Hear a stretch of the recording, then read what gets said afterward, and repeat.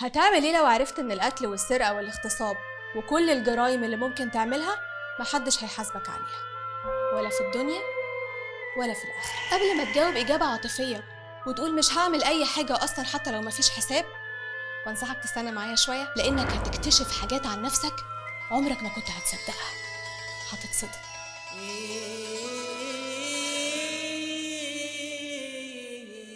مارينا إبراموفيتش، الفنانة الصربية اللي قررت تلعب دور فار التجارب وتعرض نفسها للخطر، كل ده عشان تثبت لي وتثبت لك عكس اللي احنا متخيلينه عن نفسنا. في فترة السبعينات مارينا قدمت عروض على المسرح كانت جديدة وغريبة من نوعها. الفكرة في العروض دي ان الجمهور مش هيقتصر على دور المتفرج بس، لا، دي كمان خلته يشارك معاها في العرض.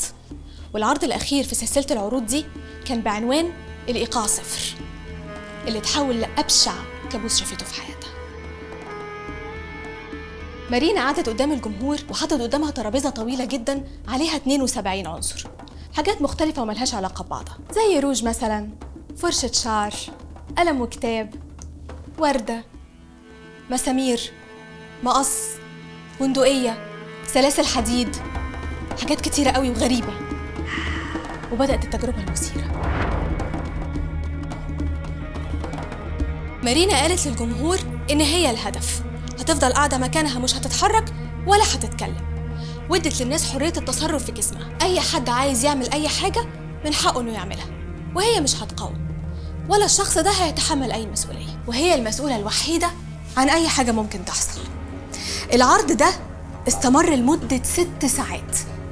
أول ساعتين الأمور مشيت طبيعية جدا وما فيهاش أي مشاكل، والجمهور حتى كانت تصرفاته هادية ومفيش أي حاجة مبالغ فيها. اللي كان بيتخيل إنها حبيبته بيديها وردة.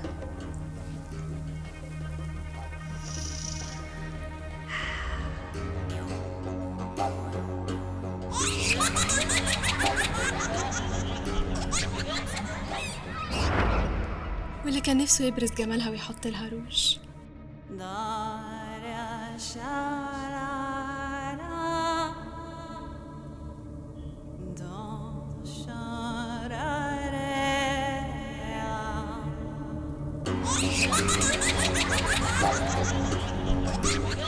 واللي كان فاكر إنها بنته وبيسرح لها شعرها.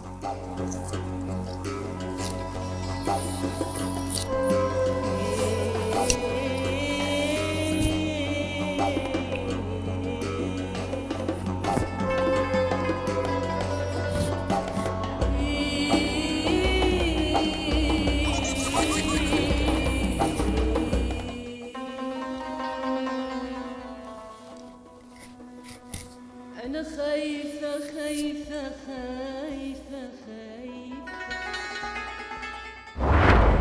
وكل اللي كان بيحصل ده كان بيحصل بمنتهى الكيوتنس والبراءة. لكن بعديها بشوية ابتدى العنف. أنا خايفة خايفة أول رد عنيف من الجمهور كان لما واحد منهم قام من مكانه وراح واقف قدام مارينا بكل قوته ضربها بالقلم على وشها. مارينا خدت الصفعة دي على وشها وهي ساكتة تماما ما اتحركتش، بس أكيد كانت مصدومة وخايفة من اللي بيحصل. ما كانتش تعرف إن القلم اللي ضربته ده هو أبسط حاجة هتحصل معاها النهاردة. حد فيهم ضربها أكتر من ضربة في وشها بقى وعلى راسها، وحد فيهم حط لها سجارة في بقها وولعها، حد جرحها في رقبتها بسكينة كان على وشك إنه يذبحها. كل ده ومارينا لسه ما بتتحركش، وبدأ العنف يتصاعد في سلوك الجمهور، وابتدوا يقطعوا الهدوم اللي عليها وعاروا جسمها تقريبا، وبدأوا يصوروها ويلزقوا الصور على جسمها. وطبعا في الزحمة دي ناس كتير اتحرشت بيها.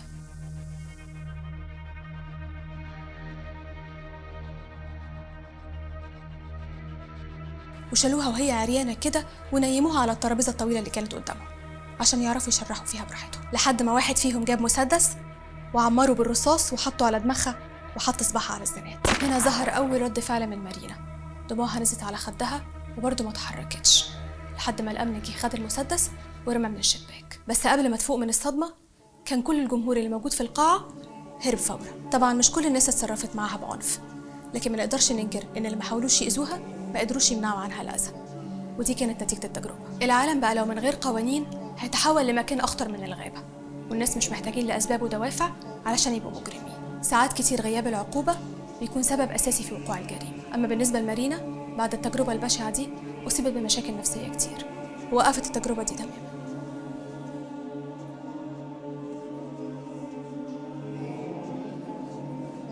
أما بالنسبة لي أنا بقى لا يمكن أخد التجربة دي تاني. أنا خايفة خايفة خايفة